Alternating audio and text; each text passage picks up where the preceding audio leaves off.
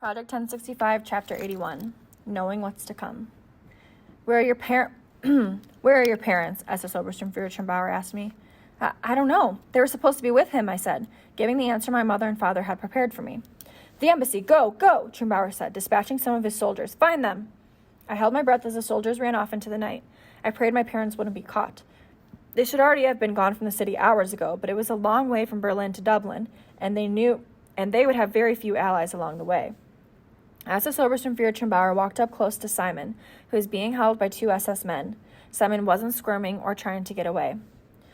You should know, it was the O'Shaughnessy's son who turned you in. Turned his parents in, too, Trumbauer said with unmitigated delight. It wasn't enough that he caught Simon. He wanted to rub my betrayal in his face. Michael? Simon said, searching the darkness. Michael, say it isn't so.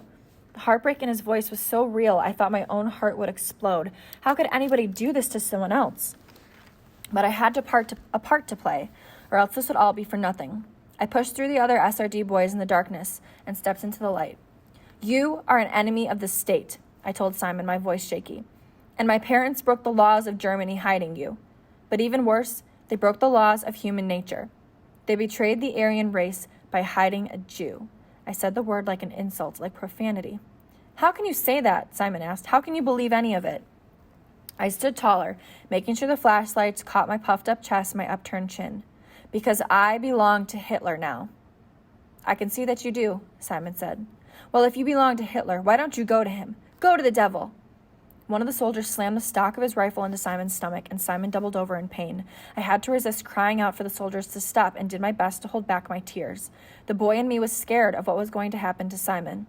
Now, scared to be on my own for the very first time in my life. I took a deep breath and tried to remember to be a man. I wonder, Michael, Simon said, still hunched over in pain. Did you ever hear the one about the Englishman, the Irishman, and the Scotsman, who were all lined up in front of a firing squad? I couldn't believe Simon was telling jokes here now.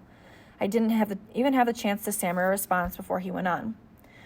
The lads are told they can each have a final request. The Scotsman said, I'd like to hear Scotland the Brave played on the bagpipes before I'm shot, to remind me of the old country.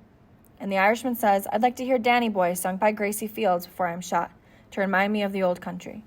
So knowing what's to come, the Englishman says, I'd like to be shot first.